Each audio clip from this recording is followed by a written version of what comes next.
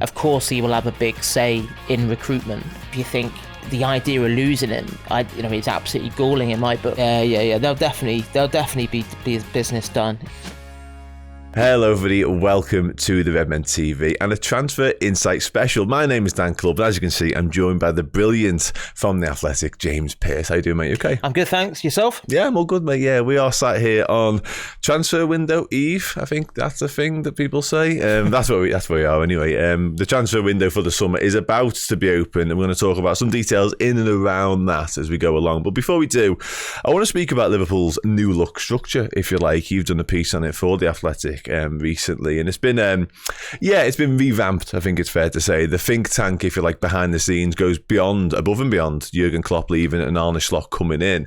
I want to run through some of the names really in terms of the footballing hierarchy now, if you like. I won't go through them all, but a couple of the standout sort of appointments. Obviously Michael Edwards back as FSG CEO of football, Julian Ward back in the building, if you like, as FSG technical director, Hans Liefert coming in head of goalkeeping, Pedro Marquez appointed as well by FSG, Richard Hughes, as we know, as Liverpool sporting director, and I think Mark Burchill could be joining the scouting team at some point along the way as well, obviously joining like Will Spearman, who's been around for a little while now.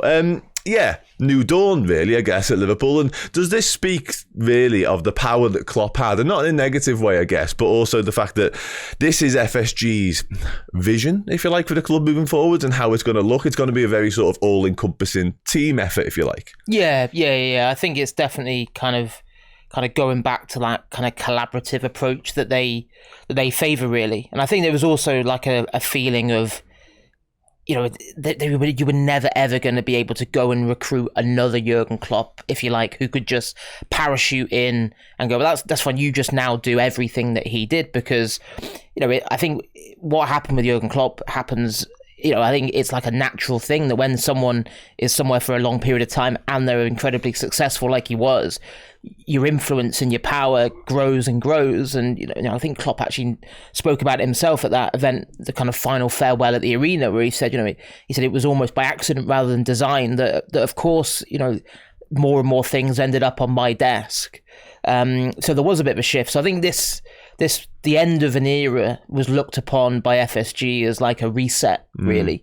And even when you go back to kind of like 2012, when they were kind of like making their first kind of big changes, and of course when they brought Brendan Rodgers in, if you remember back then, it was all about we want to bring in a sporting director, and Brendan Rodgers said, I'm not going to work with the sporting directors. They kind of ditched that plan, and then kind of over time, obviously, Michael Edwards became more and more influential and had a couple of promotions, and it was like, well, actually, those early years of the Klopp reign, things actually worked really well with that kind of balance of power, if you like. And you had Mike Gordon, Michael Edwards, and Jurgen Klopp as the three kind of big decision makers, especially when it came to recruitment. So I think, it's almost like kind of going back to that in a way with, from now on it will be, Edwards, Hughes and Arne Slot.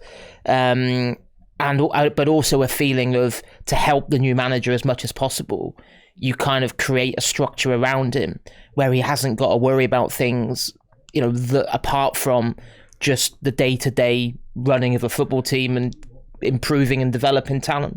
Well, you said it there, and I guess quite literally what he's been appointed as lends itself to that as well, because he's been appointed as a head coach, not a manager. And do you think therefore his primary focus will be football literally on the pitch related matters? He's obviously clearly going to have a say in the transfer scenario, I would imagine. Yeah. I think I think obviously it becomes a big talking point, doesn't it, head coach, because it was like Liverpool haven't had one before and all the rest of it. But from Liverpool's perspective, I think they just see it as, especially when it, people inevitably think of transfers, and I'm sure that'll be when Arne Slot does his unveiling. That'll be a talking point. What have you been told about what kind of say you'll have? And the way it's been explained to me was that it will be very much a collaborative approach. But not in a kind of negative way in terms of like, you can't have what you want. It's about creating the best possible picture of a potential target with input from, whether it's Dave Fallows, Barry Hunter, Will Spearman, the director of research, Richard Hughes, obviously massively influential now, Michael Edwards himself. so they can hopefully make the best possible decision. So we're definitely not going to have a scenario where someone, a signing is kind of forced on Slot, because it's not a case of you're the head coach, we'll give you the players, you do your best with them. Of course he will have a big say in recruitment, but it won't be like he can just bring in whoever he wants, because I think there's also a feeling of you want to keep to the strategy and the kind of philosophy in terms of the profile of player that you target, because whoever the head coach is, Liverpool don't really want that to change. And that was one of the big appeals of going for Slot, was that it was like, well, actually, his brand of football is really well suited to the kind of the profile of player that's already here. Yeah, absolutely. Yeah, and you mentioned the profile of player there, and I guess it's quite easy from sort of a fan's perspective, if you like, to see some of the names I mentioned earlier on, obviously Michael Edwards, Julian Ward in particular, and just see that as getting the bang back together and sort of harking back to the glory days, if you like. And that's not to say Liverpool haven't had success in the market in between that, because of course we have. But I think a lot of people are seeing Edwards in particular and going, well, we're going to completely revert back to what worked so successfully previously. Is that how you kind of see it as well? You mentioned already the collaborative effort, and that does feel like it is a bit of a reset, as you said before, that Liverpool are going to very much enter those sort of ever so slightly different angles and areas of the market, not necessarily look for the marquee signing all the time. Is that how you read it? Yeah. Because I think it just shows just how much faith and belief FSG have in Michael Edwards, because earlier on in the year, the initial kind of feedback was, Michael Edwards won't be going back. He's not interested in returning to day-to-day football. He was enjoying life with Ludonautics, the consultancy firm. He turned down, been interest from Chelsea, Man United, clubs across Europe. But obviously, from FSG's viewpoint, I think, especially because it was kind of like the end of the Klopp era, as it turned out, also coincided with Mike Gordon had a long-standing desire to take a step back. And of course, he did briefly when there was the search for new investment. Was that late 2022? So I think it was almost like perfect timing in a way. It was like, well, actually, why don't we offer him my job, as in Mike Gordon's job? And that, for Michael Edwards, was kind of a bit of a deal clincher, because it was like, well, actually, this isn't going back to what, I don't want to go back to what I was doing before. This is a role with much greater kind of, substance to it and responsibility. And of course, a big thing for him was this, the multi-club model they're looking to embark on. So yeah, they've shown incredible levels of kind of, it just shows the belief they've got in Michael Edwards to go, right, you go and create the kind of the structure for the next era, if you like, and not just at Liverpool, but for FSG football in general going forward. So yeah, and I think it's a nice mix, because obviously someone like Pedro Marquez is completely new, and of course his background, he worked at Benfica, that had an incredible reputation for bringing through young players. He's worked in the multi-club model with the City Football Group, and then you look at the kind of people he's brought back in. I mean, it's, people also say, well, why are you just getting the old gang back together? But the reason why is because those dynamics really work well. Like Julian Ward and Michael Edwards were a fantastic double act. So it's like, why would you not do that? And, Julian Ward clearly this was a different type of role for him, FSG wide, not just Liverpool, as technical director. David Woodfine, who's come back in as assistant to Richard Hughes. His body of work when he was in charge of loans was like, everyone was, Liverpool were gutted when he took a step down just over a year ago. So yeah, I think it's a good mix in terms of kind of new ideas, but also, people that they know have got real expertise in particular fields. Yeah, there's some proven track records in amongst them names, isn't there? As you're saying, that data-driven approach served us well previously, and hopefully will do so in the future. We'll come on to the transfers in a bit more detail in a moment. But before we do, I want to touch on the coaching staff side of things. Obviously, we know, as mentioned, Arne Slot is now Liverpool's new head coach heading into the summer.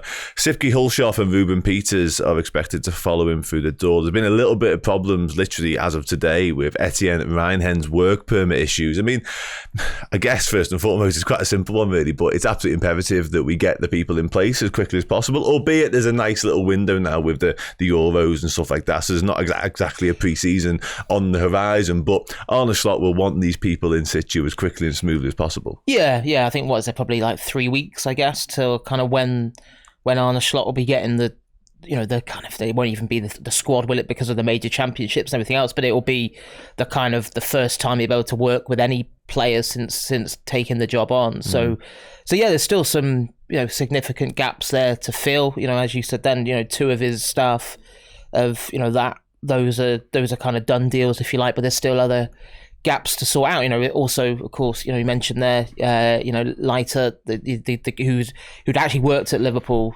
as a goalkeeping consultant since 2018, but has now had this promotion to kind of FSG head of global goalkeeping, and his priority is to bring in a John Achterberg replacement, because Slot isn't bringing a goalkeeper coach with him. No, because that's going to be one of the first things I guess on the agenda for him in that case then, because John Achterberg, he was literally sat in that seat you're in a few weeks ago. He's an incredible servant to the club, so finding a replacement for him as sort of as smoothly as possible feels imperative, because we'll talk about goalkeepers in a bit more detail later on, but that is a department right now that feels like it's working really, really well, and we're going to want that to carry on as well.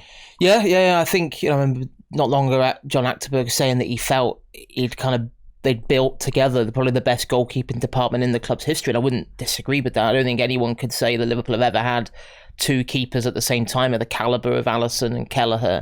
And people kind of question, why would you offer Adrian a new deal? But it's like, it's just basics. Like the guy is absolutely brilliant to have around the place. He's a popular figure. He trains ridiculously hard.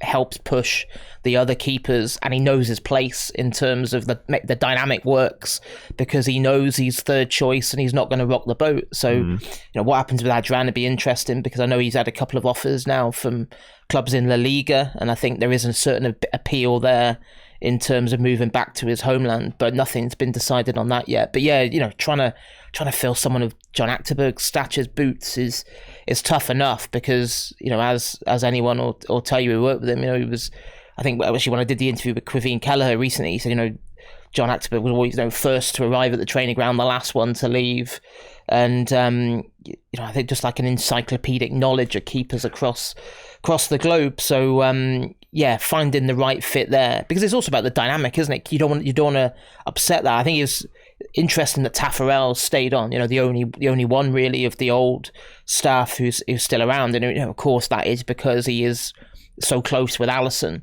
That is a no-brainer in terms of making sure, as long as Alisson wants Taffarel around, he will be there, because you certainly don't want to do anything to kind of ruin that that kind of dynamic that has served Liverpool so well. No, absolutely agree with you there. And we'll move on to the contract sort of things, because obviously there are three talismanic figures at Liverpool right now who I guess it's fair to say need new contracts, or certainly need conversations in the round now. Trent Alexander-Arnold, Virgil van Dijk, obviously vice captain and captain respectively, and then Mohamed Salah.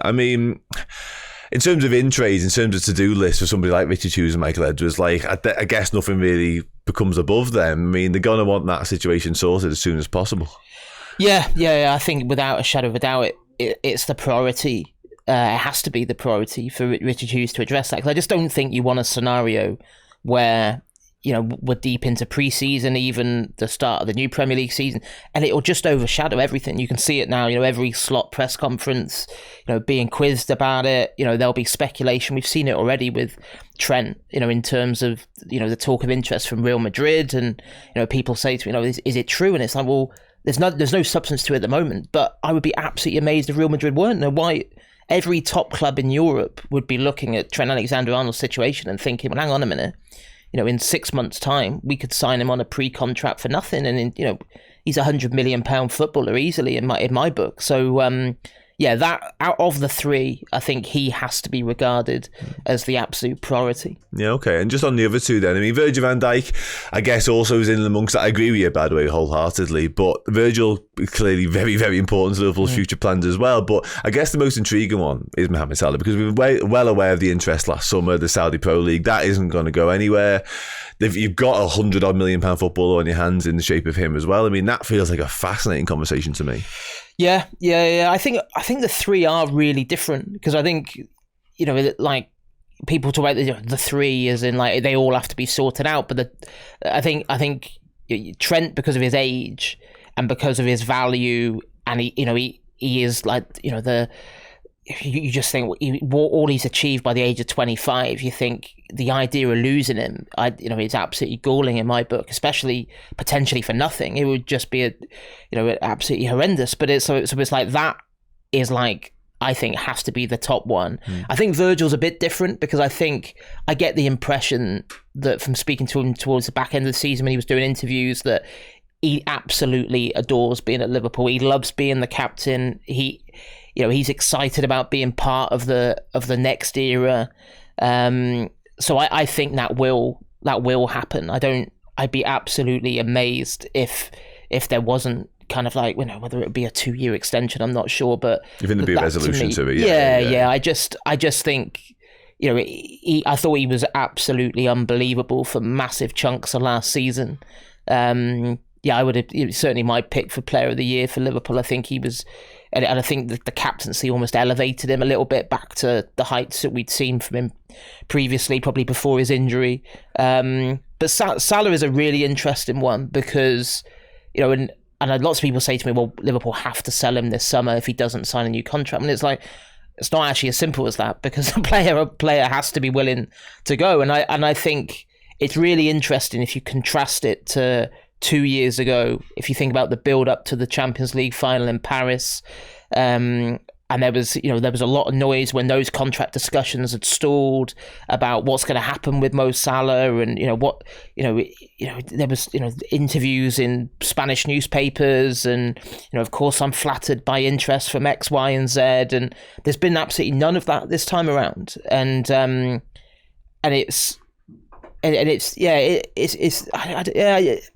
you've got the Saudi factor, as you mentioned, but that's when people I've spoken to that are well connected with the Saudi Pro League think that is much more likely to happen in 2025 than this summer, and of course you never say never. I don't think the kind of PIF sponsored kind of finance clubs in Saudi have actually been given their budgets, I think. Yeah. So you don't know whether suddenly the goalposts are going to move on that one. But at the minute, there's no sign of some massive bid. I think common sense tells you that, someone of Salah's age, if you had like a crazy, bid anything close to what you had last summer, and it was early on enough in the window, you'd have to consider it. But at the minute, there's no sign of that happening. And it may well suit Mo Salah to sit tight and go as a free agent in 12 months. Would that be ideal for Liverpool? No, but then what can you do? You can't. You can't force someone to leave. I still hope Salah does stay put and sign for another couple of years. I think we saw more than enough proof last season to show that he can still shine at the highest level in European football for a few years to come. Yeah, I think.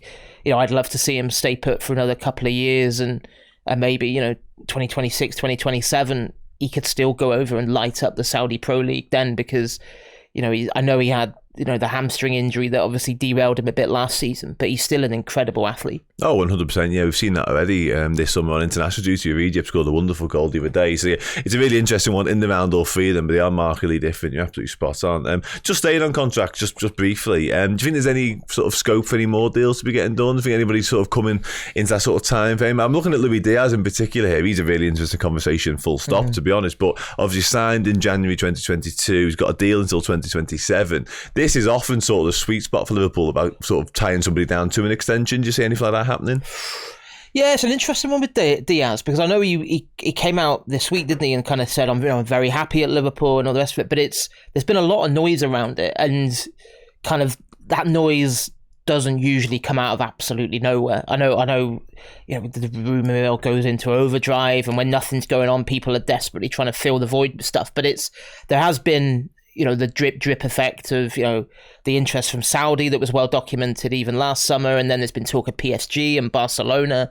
And I think the Barcelona interest is genuine, but I also don't believe that Barcelona have got the money to even test Liverpool's resolve on that, because Liverpool would certainly want, a profit on what they paid for him, was what, £50 million. And, Liverpool are not looking to sell Luis Diaz. So, and at the minute he's given them no impression he wants to leave. But it's going to be interesting to see what happens with that one. I mean, I wonder whether it is a bit of a play from his camp to try and get improved terms and because I'm sure he wouldn't have been amongst the kind of higher echelon of earners when he arrived from Porto.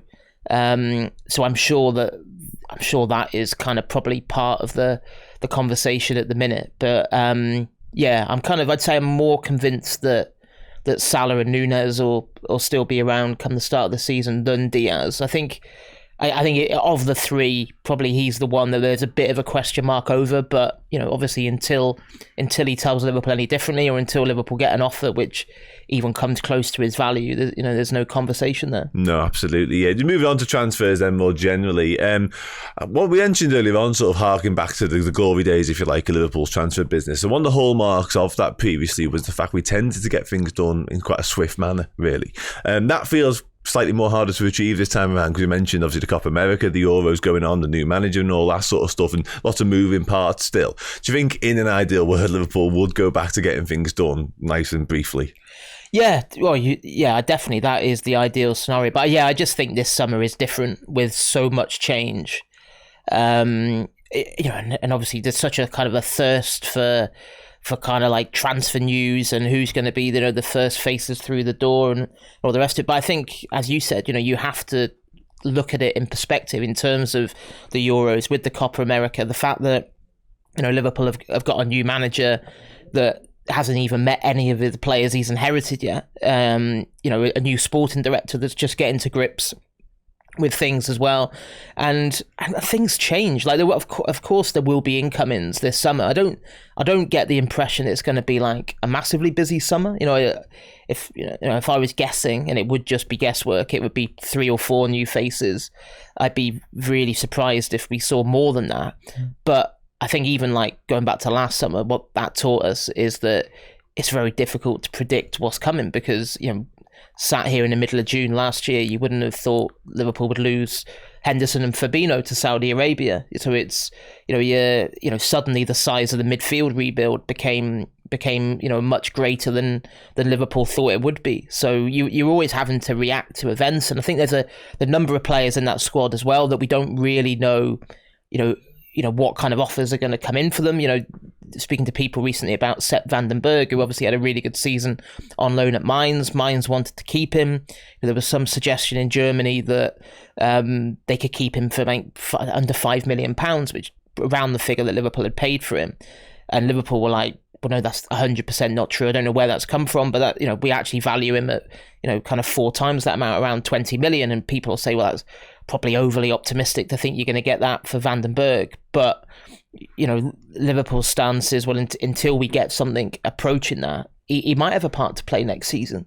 So, and there's currently a big gap in the valuations between Mainz and Liverpool. And, I suppose the goalkeeping department's a bit like that as well, because we don't really know what's going to happen with Kelleher. It was, I thought in the interview I did with him a couple of weeks ago, I thought, he wasn't, at no point did he say, I want to leave. I think he just perfectly kind of illustrated the kind of the scenario that he finds himself in, which I think everyone, or certainly right-minded fans, would accept the fact that, it must be very difficult to think you're going to go back to being just a domestic cup goalkeeper when you played 26 times and you proved that you're more than good enough to be a Premier League goalie. You're 25, you've done your apprenticeship, and so you kind of think with Kelleher, as much as I'd love him to stay, for in terms of his own career, you think, well, there probably is a number there where it would suit everyone to all shake hands and go, well, do you know what, Quavine, you've been an unbelievable player for this club, and this is the right opportunity, and we're getting good money for you. We wish you well. But of course, then you've got the challenge of, that money's got to be sufficient to go and get someone in who's good enough to be a proper deputy, and then you might even need a third choice one if Adrian decides to go back to Spain. Yeah, there's potentially a lot of work on the hands there when it comes to the goalkeeper department. You're right. I mean, I've said it there, really. It's hard to begrudge Kevin Kelleher the opportunity because he's been outstanding for us when called upon, but he clearly, I've read the interview, he clearly has aspirations, and he alluded to it as opposed to outright said it of playing regular first team football, which again, you can't really complain about. In terms of the figure, you mentioned it there. I've said Van den Berg 20 million, as we now know.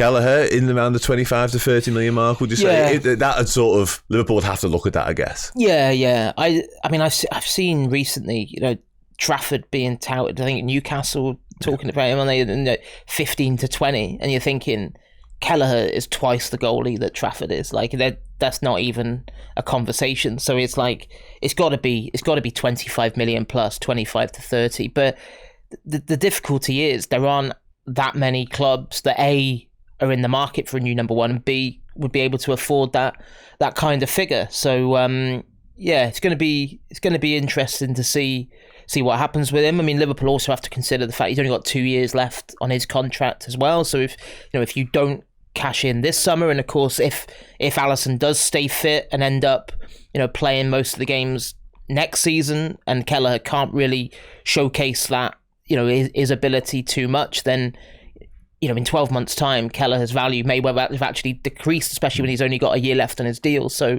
yeah, there's a lot of things to consider at the moment. But in saying that, Liverpool's position currently is they're planning for pre-season with Kelleher on board. Of course, Alisson won't be around because he'll be at the Copa America. And if I've expected Brazil go deep into that, he probably won't even be on the tour because he'll be on holiday then. So, it's. I think there's a lot of things that I can see kind of dragging on into deep into pre-season, because I think, as you're going back to your earlier point, yeah, of course you'd love to get your business done early and to have your feet up watching everyone else scramble around, but it doesn't feel like it's going to be that kind of summer. No, it definitely doesn't. I want to touch on some loans actually, and sort of the prospect of a couple. We've obviously seen Calvin Ramsey head out to Wigan. Hopefully he gets some football. Basically, he just needs a good season under his belt. Some of the youngsters, obviously, we've seen him come to the fore last season. Some of these names in particular. Ben Doak unfortunately missed out on the Euros with Scotland, picked up another injury. Is there sort of scope for someone like him? Maybe Bobby Clark, Tyler Morton again, Kay Gordon, and some others. Maybe some loan moves in around them. Yeah.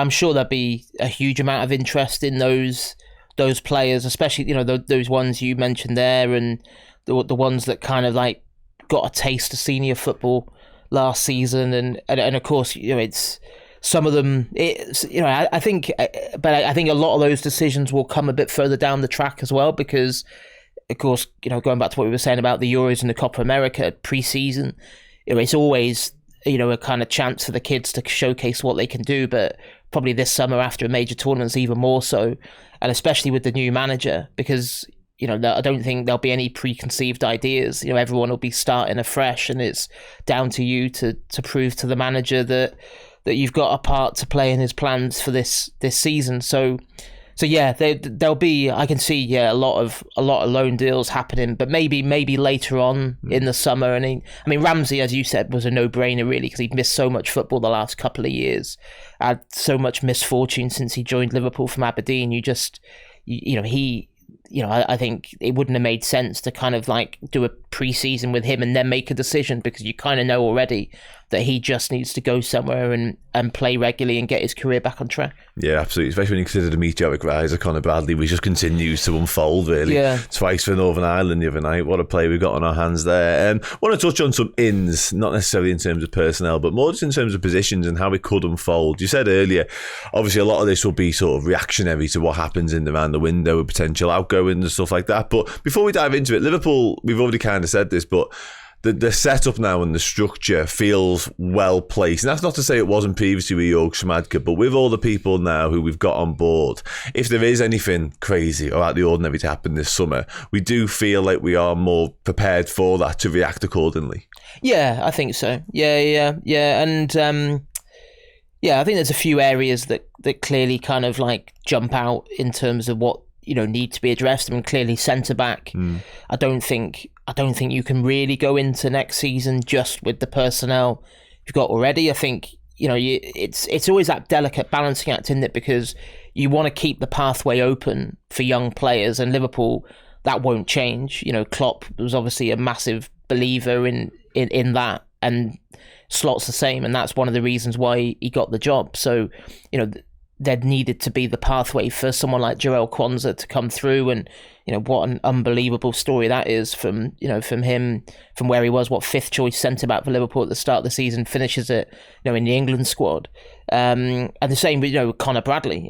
People, I remember last summer people kind of like clamouring that we need to get the right back in, and then you look at what a talent Liverpool have got on their hands there. So But yeah, it does feel at centre back with, especially if Sepp van den Berg is sold, and you'd imagine, there's a few other players in that position that I'd expect to move on. Nat Phillips only got a year left on his contract.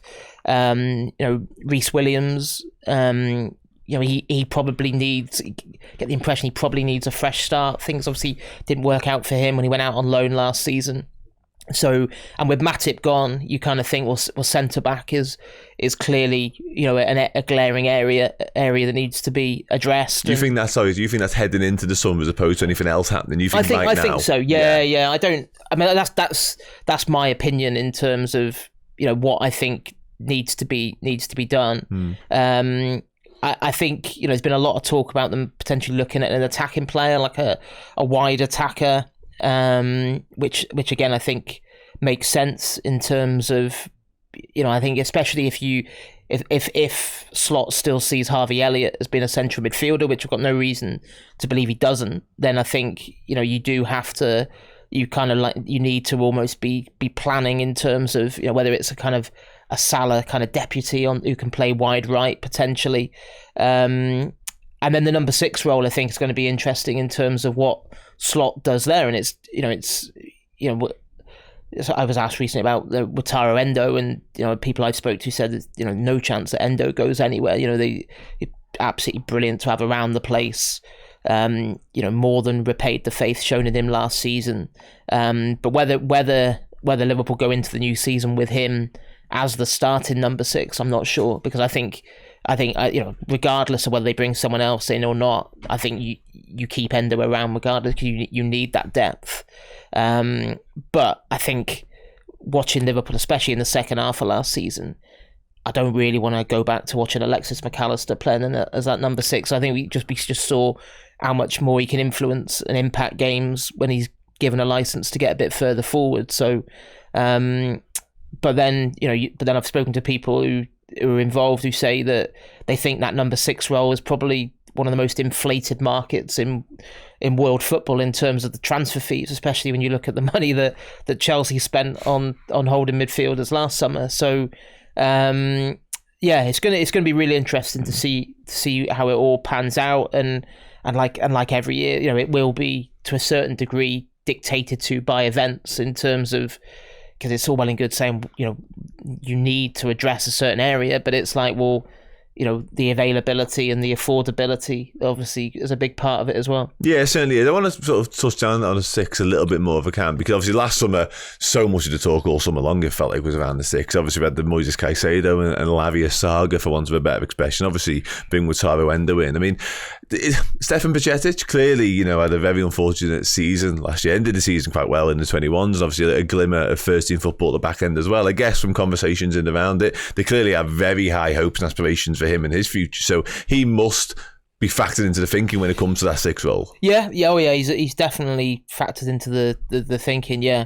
Brilliant to see. I know it was only a brief glimpse, but it was great to see him just back out there at the back end of the season. But I think the tricky thing with that at the minute is obviously because he has missed so much football. I think you can't suddenly go, well, that's okay, that's sorted for next season, because we all hope that he will kick on, light up the place.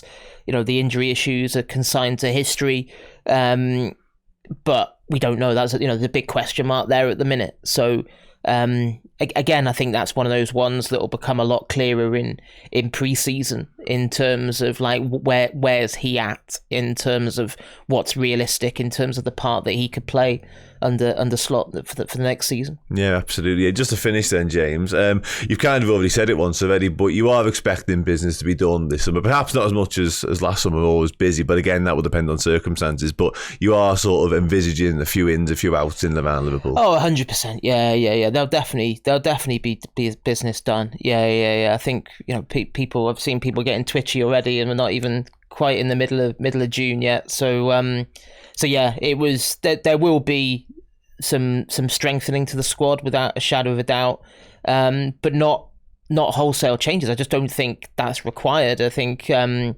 of course part of it will be dictated to buyouts, and you have to react to events, and there's bound to be things happen this summer that none of us saw coming, because it happens most summers. And of course, with the Saudi factor, you just never know what's around the corner in terms of what eye-watering sums of money are going to be thrown around. So yeah, and there's obviously a number of players there, as we've talked about, that kind of have their price tag. And then, depending on what offers you get in, you have to make a big decision in terms of, do you let them go for that, or are you better off keeping them for an extra year? But yeah, for me, one of the biggest things this summer is not so much who comes in, but it's addressing those contract situations. And with Trent being the absolute biggest one. But yeah, I feel like Liverpool are in a position of strength, especially with the squad that Klopp has left behind. It's such a different scenario to say, when you think Brendan Rodgers came in 2012, and it just wasn't even like a proper kind of scouting structure there, and you had Liverpool going and get Barini and Joe Allen, and kind of it's when you look at the expertise that's been assembled there, I think there's very good reason to have big trust and faith in the decisions that are coming up this season. And then it's going to be really interesting to see what Arne Slot makes of it, or in terms of what impact he can make and how quickly he can adapt to what is, of course, the biggest challenge of his life, because his body of work at Feyenoord has been massively impressive. But yeah, this is a huge step up, but it's one that Liverpool think he's fully capable of making. Yeah, absolutely. A nice optimistic, if not cautious, note to end on there, James. Have you loads of moving parts though in it across the summer? I'm absolutely certain of that. Thank you so much, James, once again. Massively appreciated. Thanks for watching and indeed listening. I will see you again very soon. Take it easy.